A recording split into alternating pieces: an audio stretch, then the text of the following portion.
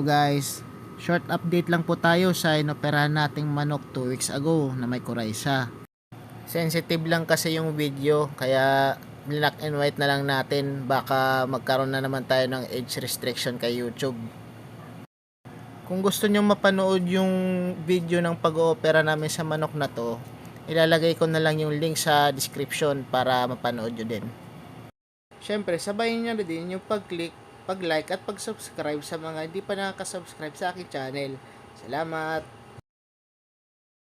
2,000 years later. Eto na siya guys, wala na yung maga niya sa mata. Tapos, kung mapapansin nyo, parang nawala na yung eyeball niya, pero dilat naman yung mata niya. Tapos, masigla naman tong manok na to, tapos malakas din kumain. Tapos, wala naman ng sipon.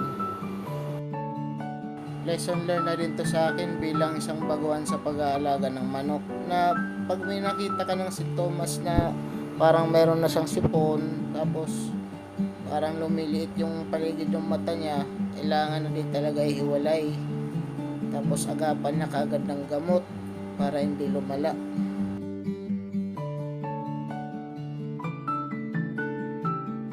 At dito po nagtatapos ang aking maikling update dito sa manok na to.